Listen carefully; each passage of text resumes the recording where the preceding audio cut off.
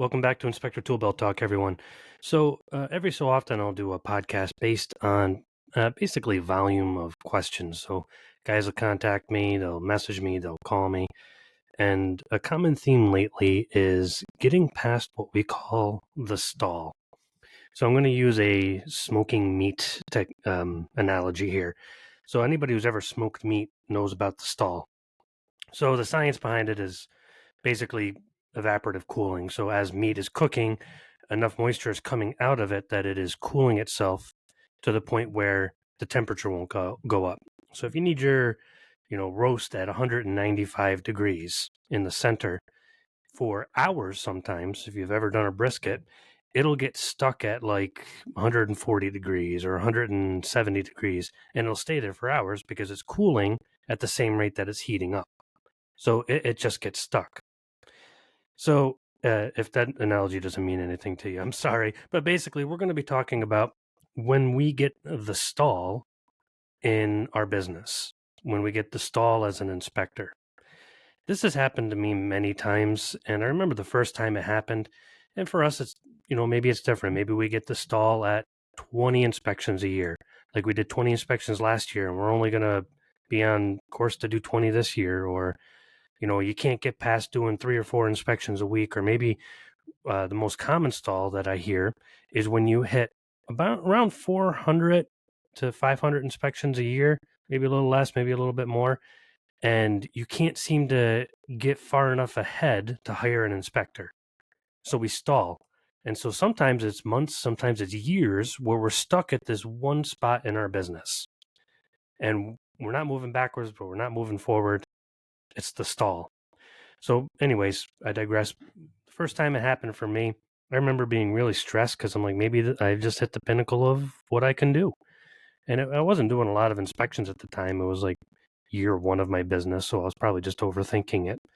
But those thoughts kind of go through our mind. Maybe this is all I can do. Maybe I need to do this or that to kind of go forward. Or maybe we start to go back a little bit and we really, really start to worry about it. So, what can we do to get past the stall? So here's a couple of things that I've been sharing with inspectors as they contact me and things that helped me. So a couple of them are going to sound rote because they're true. So a couple of things that we can do. Let's say we've hit 400 inspections a year and we want to hire an inspector, but we can't afford another inspector. That's the most common stall that I hear of.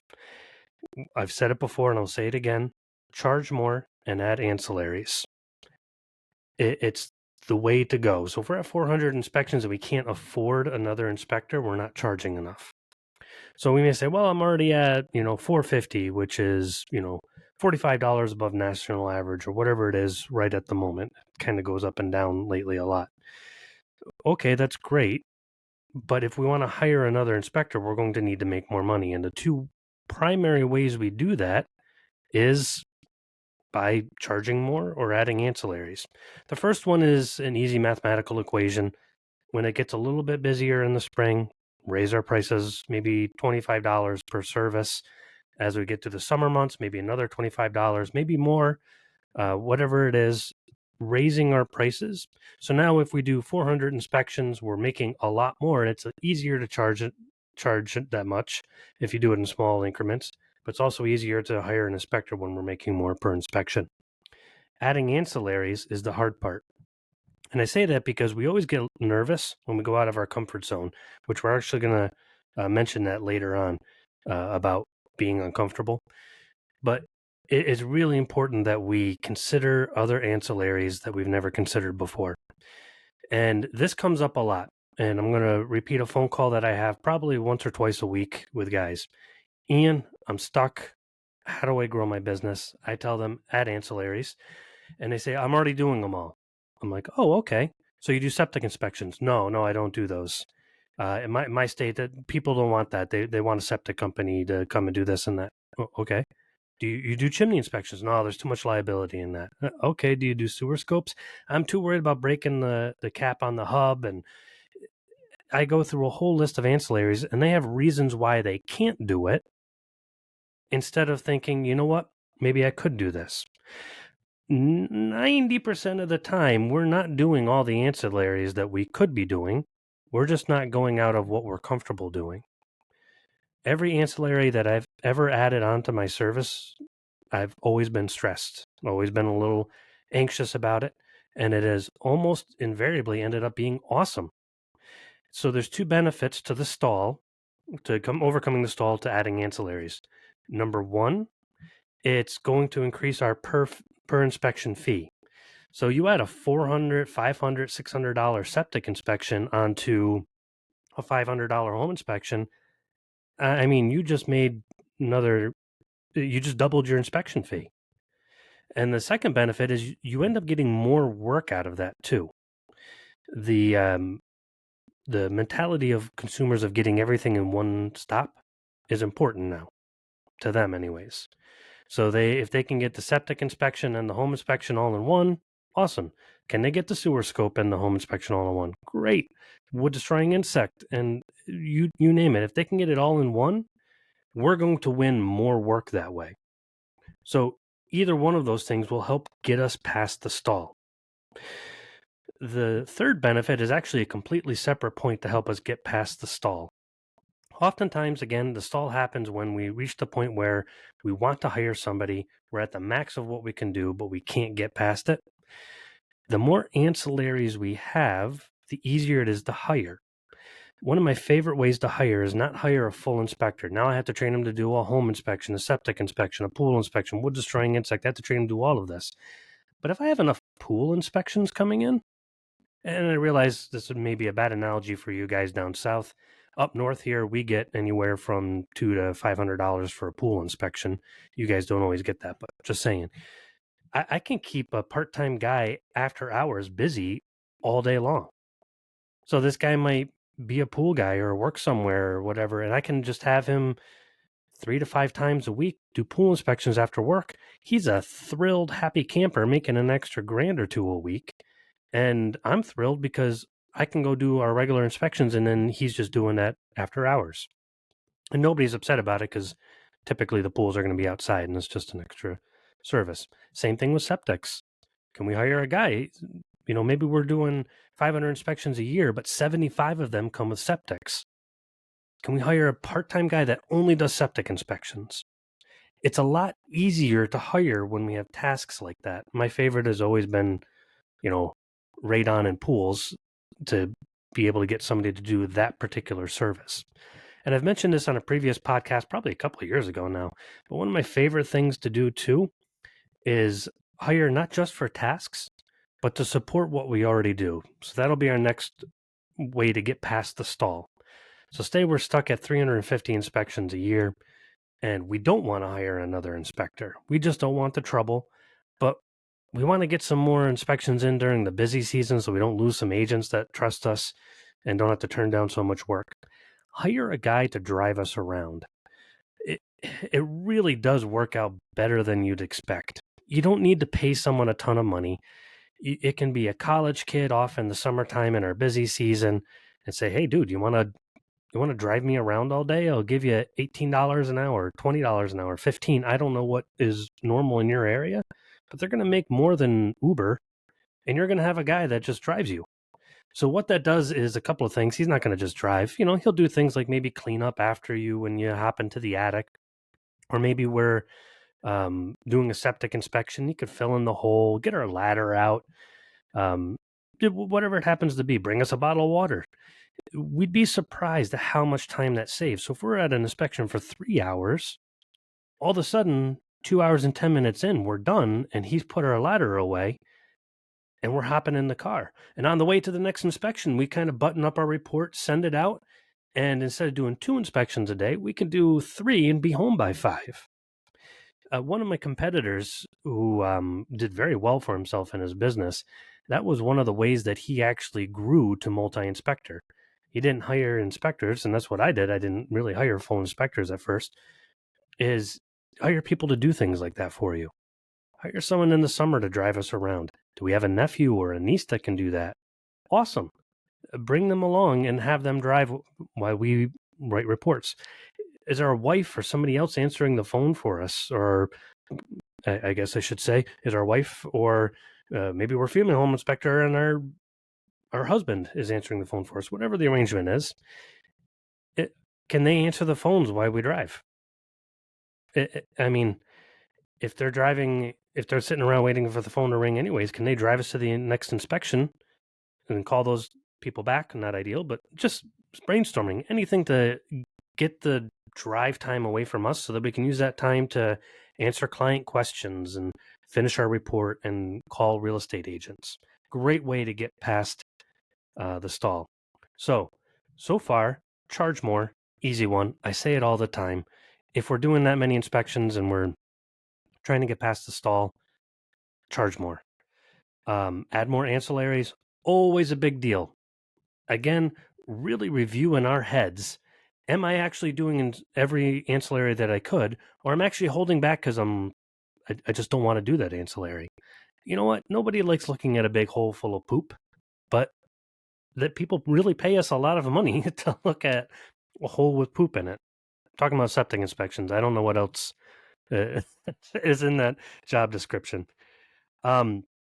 This one, I hesitate to say though, expand our territory, and I say that temporarily. Should only do that temporarily, in my opinion. I realize it's an easier way to get work. So if we have a 1 hour radius, now we have a 2 hour radius. I find logistically, it's a business killer in the long run, and here's why. I'm going to tell you the bad part first, but the good part second. Bad part is if you have a 2 hour driving radius, if you're on one side of your territory and you have an emergency on the other, that's a 2 to 4 hour drive. That's a lot of territory to cover. More miles on the car. If we're not hiring somebody to drive us, that's a lot of time behind the wheel that we don't get to write reports, build our business, and do other things. A lot of gas, a lot of overhead. And if you've ever done anything like radon testing or something and we have to go back to a house, it's a big headache. And logistically, I've always found that we make less per hour with a larger territory. A lot of people argue with me on that, and that's fine. The goal is to have a smaller territory or zone territory for multi-inspector, but if we're a single guy, a smaller territory so it's manageable and we make our blows count so that we make the most per hour. But if we're stuck in a stall, say we're stuck at 200 inspections a year and we need to get to 300. That's our business goal. I want to get to 300 inspections a year. Temporarily, can we expand our territory by maybe it's an hour and we now go an hour and a half? Okay, that opens up some more turf. If we have to, could we go 2 hours? And I say temporarily because what will happen is as we expand, we'll still be building up our agent referral base, our client base, everything. Eventually, we'll want to shrink it again, which is always the hardest part, is shrinking a territory, because there's an agent, 2.5 hours away that we really love to work with. It sends us 10 inspections a year. They're really great. Sometimes we need to cut them off and maybe refer them out to somebody else, or totally different podcast, maybe start another business in that area or expand later on when we have more inspectors. But either way, to get past the stall, sometimes we have to make our territory temporarily bigger. The next point is hire part-time first. So if we're not too keen on having guys do ancillaries for us like that, like I mentioned before, try not to find a home inspector full-time. The ebbs and flows of a fledgling home inspection business can be pretty rough, and trying to keep a guy full-time employed can be a little bit hard at first. So if we're in the stall and trying to get into multi-inspector, maybe start with hiring a guy that's a retired HVAC contractor. I don't know why they make great inspectors, but retired police officers, retired military, ex-HVAC guys, and ex-plumbers really do make easy transitions into the home inspection field. I think the first two, because they're used to walking into a room and commanding a situation and dealing with people. The second two, I think they're just trades that are used to having to communicate and understanding enough about other trades and dealing with people to get their job done. I don't know. And again, I'm going off on a tangent here. But find a guy that's like, you know what? I don't want to work full time. I want to work Thursdays and Fridays. All right, cool. Or a guy's like, hey, you know what? I could use a Saturday. I'm off all week. I could do your Saturdays for you. Perfect. Try hiring part-time first. And it may not seem like we're making much headway. So maybe the guy does 1 or 2 inspections a week and he ends up doing, 47 inspections all year. It's like, oh, okay, that didn't really push me much past where I'm at the stall, but it did get us past it, didn't it? Now maybe that guy wants 2 days a week, or maybe he has a buddy that would make a really great inspector. That's how we build. It's like the image of a ladder with the rungs that are too far apart. We'd love to take those big steps, but they're not practical. Sometimes the smaller steps on a ladder are easier to do and eventually get us to where we're going. The last part of this is going to be a little bit more of a TED Talk. And I always hate that. I hate TED Talks. But it comes down to getting uncomfortable or embracing the stall. So let's talk about the first part of that. To get past the stall, we have to get uncomfortable.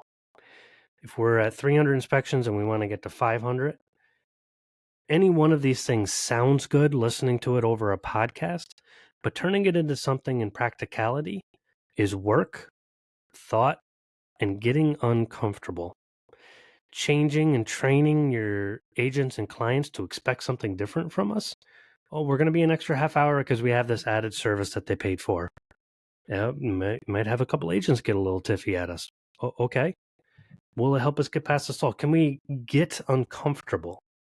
If we're very comfortable with what we do, but it's not working, it's the silliest thing. I had recently, not long ago, a home inspector contact me, and he said, Ian, none of this works. Talking about a specific thing. I don't want to give too much detail. He goes, this doesn't work. And I said, oh, okay. Well, what did you do? And he listed the things. I'm like, that's nothing like what I told you to do. He goes, yeah, but the other stuff, I'm just not comfortable doing. That's not how I roll. That's not how I do things. And I'm like, okay, so you'd rather do something you're comfortable with that doesn't work rather than something you're uncomfortable with that does work. And I was very blunt with him because I'm a blunt guy. I'm like, don't tell me it doesn't work unless you actually did the thing. So if we are comfortable with doing an inspection, just a home inspection and maybe a radon test or whatever it is, but we don't want to expand out of that, or we don't want to expand into, we work alone. We don't want anything else.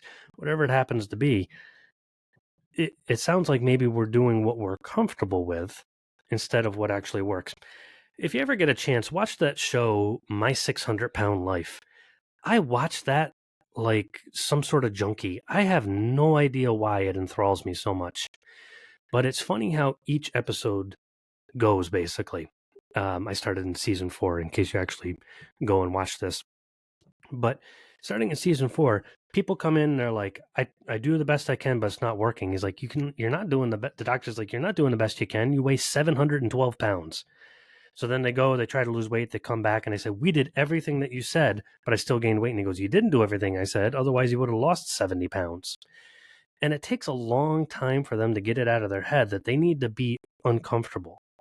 And you'll often hear them say, that's not how I do things. I need to do things on my time. And those are the ones that never lose the weight. So we need to get uncomfortable to get past the stall. Now everybody's going to go watch My 600-Pound Life. I tell you what, it's a great show. And I don't know why. I'm mesmerized by it.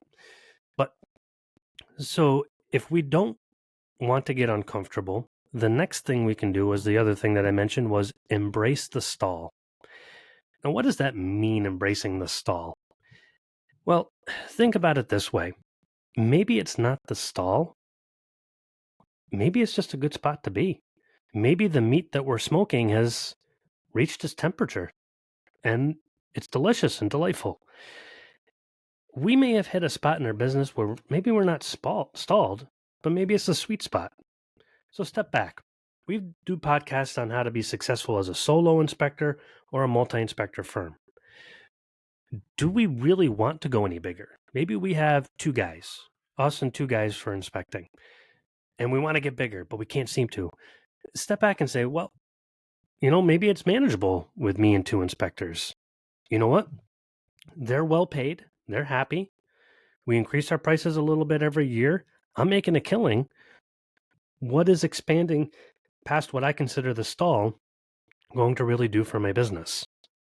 Or maybe we're a single inspector and we had 300 inspections a year and we charge, $700 an inspection. You know what? You're making money hand over fist. Is 300 inspections a year bad? No, you're basically working a part-time job making a killing. So sometimes it's not the stall. Sometimes it's a great spot to be in. And sometimes there's going to be ebb and flows. Maybe we'll do 280 inspections and then the next year we'll do 320, but whatever. As long as we're not going backwards, unless we want to go backwards. So either get uncomfortable, is what I would say, or embrace the stall, so to speak. Maybe we're at temp, and that's really where we want to be. But I get talked to a lot about this by inspectors, and I'm stuck. If I were to sum up this whole podcast, if you're stuck, either like where you're at, or get uncomfortable and try everything that we've been avoiding for a time, and try something new. But anyways, that is this episode. Thank you very much for listening in. We're going to have some great guests coming up, by the way. We have some awesome stuff in the works for guests. So listen in and we'll talk soon.